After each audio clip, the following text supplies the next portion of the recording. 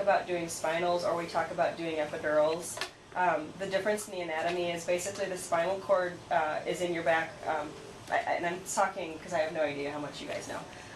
It kind of floats in that cerebral spinal fluid and it's covered by that that dural sac. So basically you have a sac of fluid in the spinal cord. The epidural catheter actually slides on top of that sac of fluid. So you actually have a membrane of tissue between all of that spinal fluid and your spinal cord. So that's why the epidurals are slow to work, because it has to get through that membrane to actually have an effect. This is just a picture of the actual procedure we do. We use an epidural needle and it actually ends up, if I can go forward, right on top of that little sac of fluid right here. We take a catheter, we thread it through this needle and thread it up into, so it covers a bunch of the epidural sac. This is a picture. If we were to actually take this needle and actually advance it beyond that, we would get cerebral spinal fluid, which is what you guys see when they do a lumbar puncture. When we're thinking about doing epidurals, we basically have to think about where the pain is going to be. If somebody has an incision right around the belly button, we base where we put the epidural in on where the dermatome is or where the pain fibers are coming from. So if I want to cover somebody's belly button, I have to basically go at their 10th thoracic vertebrae to put the epidural in, because the pain relief is going to start at that point and go above and below it. So if you have an epidural that's way, way higher, at the 4th thoracic vertebrae, you're going to get more of a nipple level of pain relief, and lower, and so on, which is why you see people with different bands of pain control. This is just kind of a little cheat sheet to see where we're going to put epidurals. I'm not going to go over all these. We have indications to using epidurals. Obviously, you guys know we use them downstairs for labor. That's pretty straightforward. More and more we're using them for abdominal surgery. So if somebody has an incision, we really want to cover a band of pain where that incision site is. If they have a thoracic one, we put the epidural higher so we can get pain higher around their chest area. There's a lot of reasons we're not using them here too. We could be using them a lot more. Why are we not? Why are we not? Some of the surgeons aren't on board, so it's just a matter of figuring out if there's holes, things we can fill, and deciding with the surgeons and the patients whether we want to do that. And getting you guys on board, because the more we can run them up here, the more you guys are comfortable with them, the easier it is for everybody. So, one of the questions we got is, basically, it sounds to me a little bit like, what's the point? Why are we doing epidurals instead of just regular PCAs? Because PCAs work fine. There are 3 very, very well-proven advantages to using an epidural versus using a regular old PCA. People have found that patients generally have a decreased length of hospital stay. Usually it's like by 1 day, just by using an epidural. In part, that's because patients are using less opioids. Obviously, opioids have tons of side effects, especially in older people. Epidurals are great. They're less out of it usually. I don't know if you guys have noticed that. They also have improved gut motility, so people who are having bowel cases, when they're not using opioids, their guts tend to move a little quicker than when they just use the PCAs. So that's the reason why we're pushing these, and the reason why we really like them as anesthesiologists. Before we even put an epidural in, there's a couple reasons we absolutely would not put an epidural in. So if you're wondering why some of your patients aren't getting epidurals, obviously if a patient tells me no, I can't make them put an epidural. If somebody is on anticoagulation like warfarin, especially Plavix, if they're getting treatment doses of anticoagulation, basically what you're introducing there is the risk of getting bleeding on top of the epidural sac, which can cause permanent paralysis. So anticoagulation is a big deal. So if somebody comes up, it might be because of one of these reasons: anticoagulation, low platelets. If somebody has a local infection on their back where I want to put it in, I won't put it in. If they have an increased intracranial pressure or a drug allergy to one of our medications. Back surgery and sepsis are 2 reasons to think about not putting it in, but they're not absolute reasons to not put them in. This is basically just repetition of what I said if you wanted like a quick cheat sheet of issues. Oh, nice. Yeah. When I prep a patient for an epidural and I consent them, do informed consent, there's certain things that are risks that they're taking. I talked about the bleeding and the risk of permanent nerve damage or paralysis. The bleeding and paralysis are pretty uncommon. I think the paralysis is like 0.01% of anybody ever has gotten that, so it's a very, very, very small number. There's always a risk of infection whenever you stick a needle anywhere, so that's pretty well known. A risk of something called a spinal headache. I don't know how much you guys know about spinal headaches, but we'll kind of talk about it later, why you get them. Some people have reactions to medications. People itch with this. Obviously, you guys have seen the low blood pressure issues. Somebody potentially could get lidocaine toxicity from this. And then the other common thing is inadequate pain control, which you guys seem to be seeing on occasion. We'll talk about kind of troubleshooting those in a minute. I put a picture of the pump up here with kind of what all the things are if you guys want to look at it. You guys all know how to use the pumps, right? So that's not an issue. You don't need to go over it. Okay. If you have questions about the pumps, feel free to ask. Equipment we use, the only reason I point out the equipment is the epidural catheter is this right here. I specifically point out that the catheters all have this blue tip. So when you hear us document epidural removed tip intact, we're looking for that blue tip to make sure the entire catheter came out. The other reason I point out this equipment is because you've seen a disconnect before. On occasion, this alligator clip right here, the epidural catheter kind of threads into here and then this pinches closed. On occasion it can open and you can have a complete disconnect.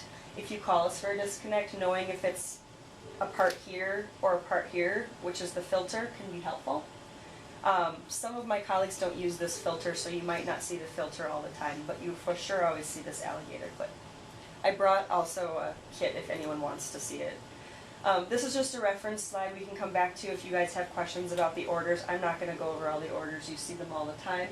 If you have specific questions, we can go over them related to the troubleshooting.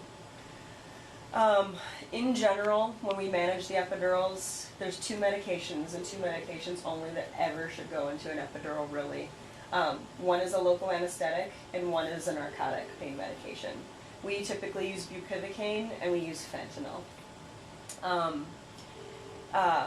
We label the epidural catheters with that big yellow sticker, and I know just to avoid errors, if you see that yellow sticker, make sure nothing else is going in it other than just what that pump, that infusion is. We also offer patients a PCEA, so an epidural PCA.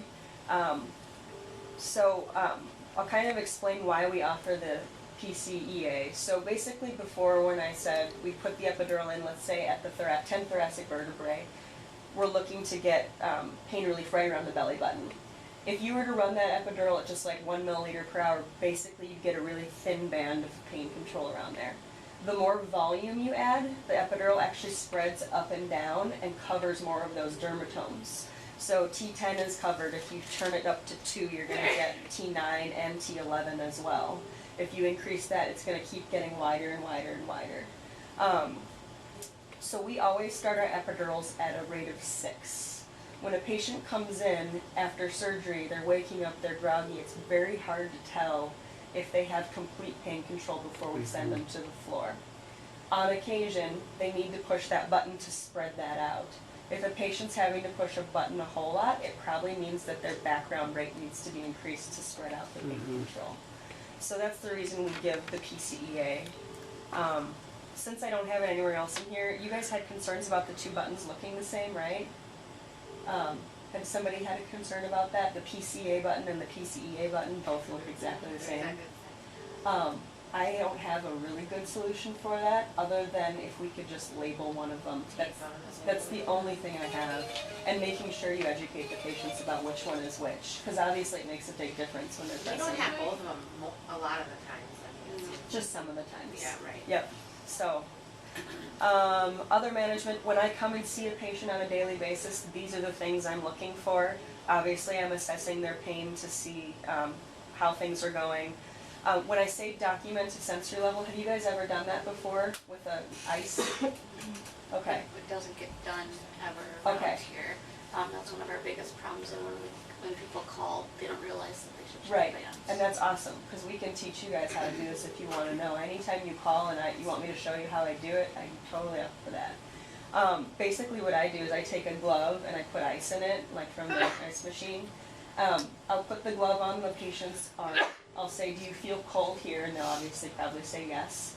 I'll take that same glove and I'll put it on one side of the belly or wherever we are hoping to get pain control and say, can you feel cold here?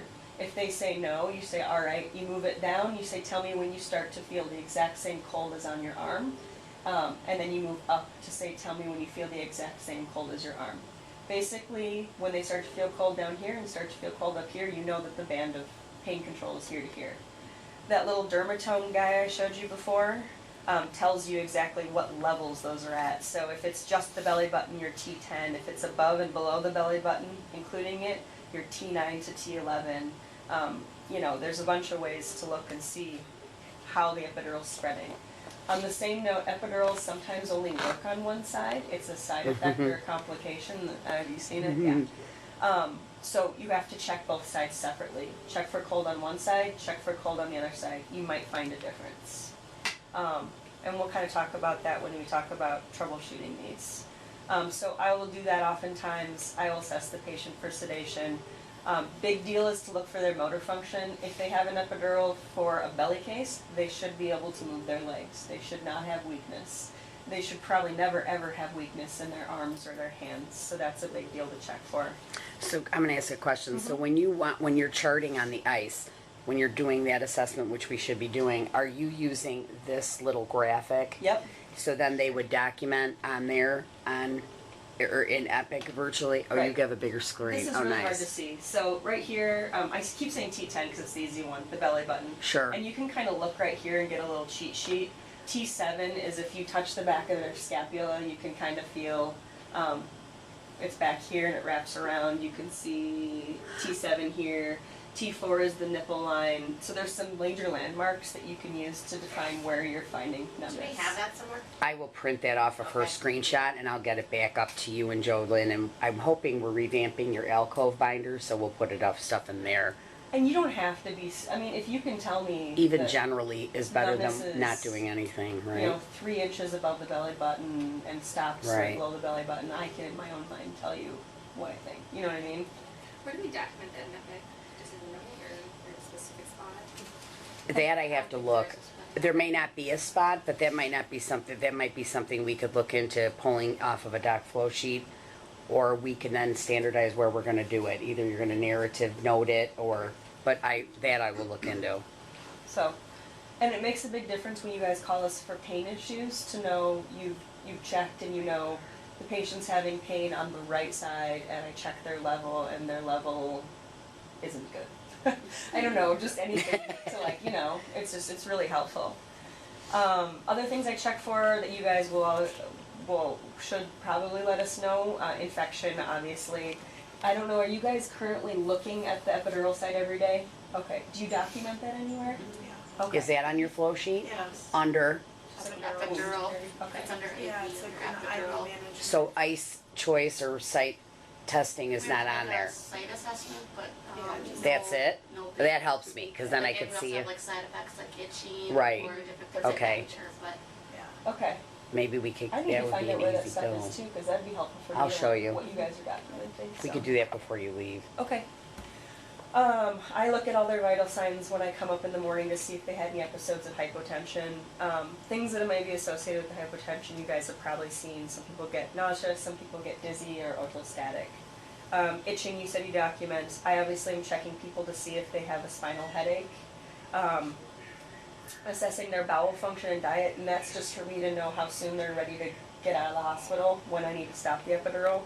And then I always look to see if they're on any new anticoagulation medications and look for new labs like platelet levels, INR, that kind of stuff. So my question is, just because I've worked this first place that we've kept an epidural so long, Mhm. is the plan to try to avoid PCs and just go from epidurals to Oral pain. oral? Yep, Okay. that is the overall goal. Okay. So, And then I'm assuming you can't start any anticoagulants. so prophylaxis is fine, heparin prophylaxis is fine, Lovenox prophylaxis doses are fine. Aspirin's fine. the things that aren't fine, or anytime you're treating a clot, those things we need to know about.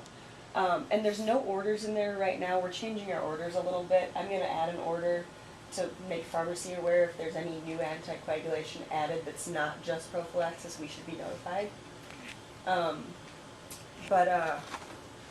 Yeah, the big ones, and Plavix is another big one that's, basically if they have Plavix, they can't get the epidural out for 7 days. So, some of those are big deals. Do you like your prophylaxis held 13 hours before you pull the epidural? So heparin, if it's sub-Q heparin, it's usually 6 hours is fine. If it's sub-Q Lovenox, it's 12 hours. And there's a bunch of rules on that, and if we want you guys to hold it, typically we'll write an order, hold, you know. If you know we're gonna come pull it and we have it written in order, you can always call us and ask, we're about to give this, you okay with it? So, any other questions on that last slide? Okay. So duration of care, somebody asked me how long we're leaving these in. I've been places where we've left them in over 2 weeks if patients need them. I don't care, as long as there's no signs of infection. The risk of infection goes up, obviously, the longer it's in, but patients can have these for a while as long as they're cared for well and they're covered and things like that. You've asked a good question. Typically, we want to take these out when somebody's tolerating oral intake, so able to take a pain pill. And we, obviously, when somebody has a thoracic case, usually when chest tubes are out. So, because that's the big pain issue. Before I pull it, you already said, we hold the AM sub-Q heparin or Lovenox. I reconfirm that they haven't had any abnormal or wonky labs like platelets, INR, that kind of stuff.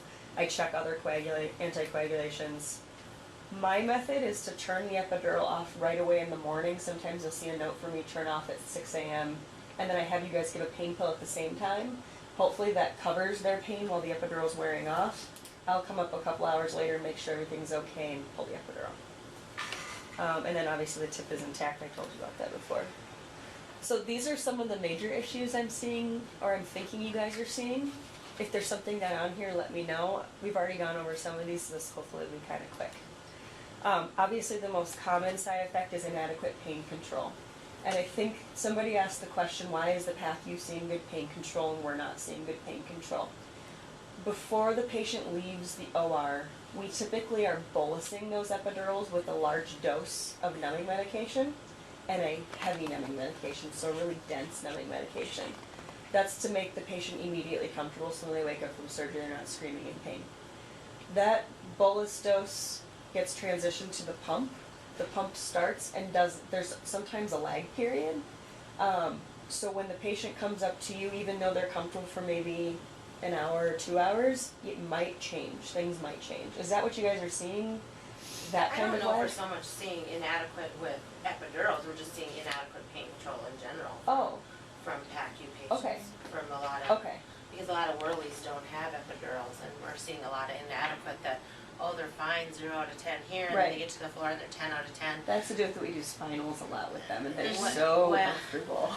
Well, right, and then they're, you know, we're getting from the packet, well, they've been comfortable here, and anesthesia signed off, and now all of a sudden we have a patient that's uncontrolled pain, Yeah, no one to call, whirlies in surgery, yeah, you guys have signed off, yeah. and now we're stuck with, And he doesn't Maybe- write for PC. Well, he's leaving soon. he doesn't write for PCA, Okay. usually. Okay. And so we might have a couple milligrams of morphine, Q4 hours, and then that's Does it. Stygian, have you noticed? So, We haven't had any of Yeah, those. but Nothing inpatient total? yet. Oh, I thought so you had let's see when the inpatient. new Oh, orthopedics please. people come, because where I came from, we did epidurals overnight on patients.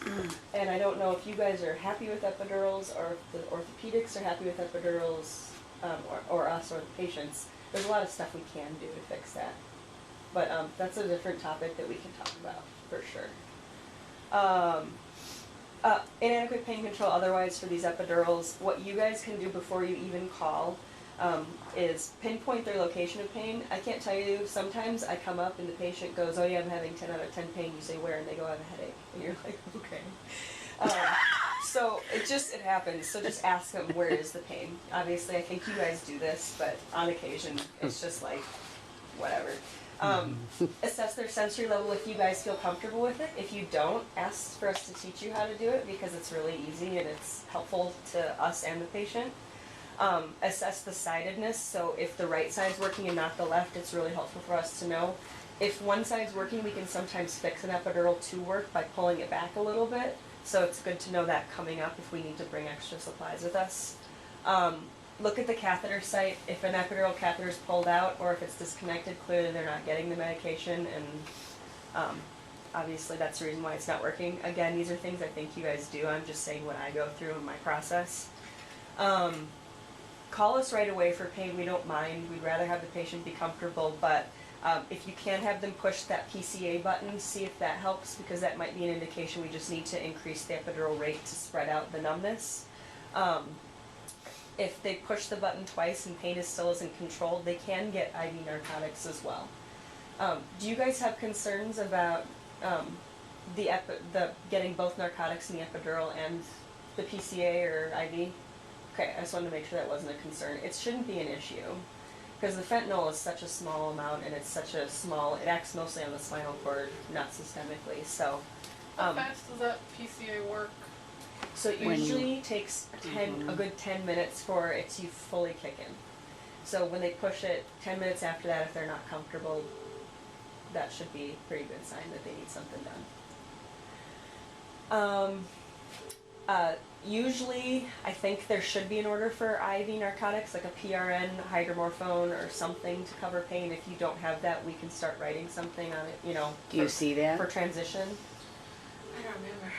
I know that there seems to be a PCA and the epidural. Sometimes we do that, yeah. So that's not on that order set page that you brought up earlier, is that not an option We have that as an on that? option, but I don't do it because the surgeons sometimes do it. So it's Sure. just a matter of figuring out if Okay. there's a gap there and if you guys need it or not. Okay, good to know. I already talked about increasing the rate to widen that coverage, and then if anyone, call us right away if the patient's really, really uncomfortable. We can't always be up immediately, so calling us earlier rather than later is probably better. This is a big deal. I talked about the most common complication you see. This is the most urgent thing. If somebody has a change in their neurologic symptoms, they come up, they're fine on the epidural, and then all of a sudden they start to not be able to wiggle their toes, or their legs get heavy, or their arms start tingling or something. That's a big deal. Loss of motor function or worsening of motor function could mean an emergency, could mean an epidural hematoma, which could lead to permanent nerve damage. We also had one case of a woman whose epidural catheter actually migrated into that cerebrospinal fluid, and basically that spreads out that coverage even more, and there was potential if she would have pushed her PCA button, she could have stopped breathing. So if they have a change in their neurologic things, it's call us right away. That's something that we should know about right away. Other things, if you guys see blood behind the tegaderm, that's pretty common when we put it in, that we hit an epidural vein or something like that.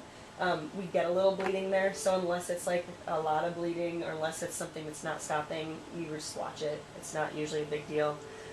Patient obviously shouldn't have a rash or anything, so if you see a rash there or something you're concerned about, call us. The catheter disconnect issue, a big deal for us is to know whether it was something that was witnessed or unwitnessed. A witnessed catheter disconnect is a lot more likely we're just going to leave the catheter in, clean things off, change the connections, and keep it in. If it's something that's been sitting on a patient's pillow underneath their body all night long, we might end up taking the epidural catheter out. If you guys see it, make sure, don't just leave it uncovered, cover it with a tegaderm, cover it with some gauze and some tape, just cover it with something so it's at least clean after you guys see it. You guys are seeing some hypotension, orthostasis, dizziness, that kind of stuff. The reason this happens is the higher the epidural creeps up those dermatomes, you start to get more cardiac fibers that are numbed up basically. You get lots of vasodilation. So any volume that the patient had that's helping keep their blood pressure up is going away. So it's always a volume issue. So if you have orthostasis, dizziness, fluid bolus is a good thing. Getting them up slowly, Trendelenburg position, all that stuff helps out. If you have actual hypotension, typically you should stop the infusion. Call us. We'll probably order a fluid bolus. I lots of times will restart the infusion once the blood pressure improves. If they have it again, we can cut the rate in half to try and get less of those cardiac fibers and still get some pain control. Itching, I wrote nalbuphine is our first line, but we're out of it in this hospital, so Benadryl is our first line for itching. If the patient's itching so bad that they can't stand the epidural, we can actually take the narcotic out of the epidural and just use local. Yeah, nice. It doesn't work as well, I know. but it still works, and if the itching is so horrible they can't stand it, it's worth it. Spinal headache, really quick. I don't know if you guys have ever seen a spinal headache or had a spinal headache. The most common thing to happen with a spinal headache is a postural headache. So somebody says, I sit up and my head is pounding, and I lie flat and it goes completely away. That is a spinal headache. If they've had something in their spine within the last 24 hours, that's undoubtedly a spinal headache. Basically what it is the needle goes too far, ends up in the CSF, and the CSF drips out of the little sac of fluid it sits in. You lose pressure in that sac, which transmits all the way to the head, and you get a whopping headache. If the headache is a positional thing, call us because we can do a procedure, a blood patch. We can recommend other things to do. Sedation, I just put this one in here because I wasn't sure if people were concerned about having PCA narcotics and having the epidural narcotics. Really, the only time we worry about sedation is if they get an intrathecal morphine, which would be morphine right in that CSF. That's a different issue. If you guys want to know about that, I can talk about it. But basically, you treat these narcotics just like you would treat any other opioids that the patient is getting. You're still monitoring for sedation, just like you normally would. The patient is only pushing the button when it's appropriate for them. So, I don't know.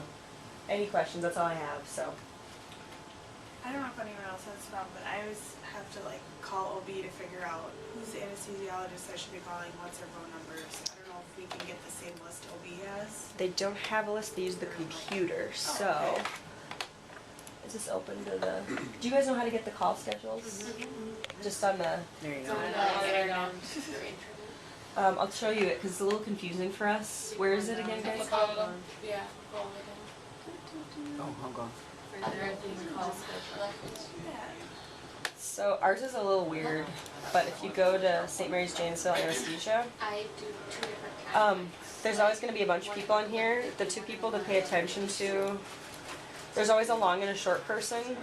So you can call either one of these people. And if this is always right, we've made sure that we stopped printing schedules because people were calling us all the time and it was wrong. Right. So the call person is this. So this is me today. I'm this morning until 7 a.m.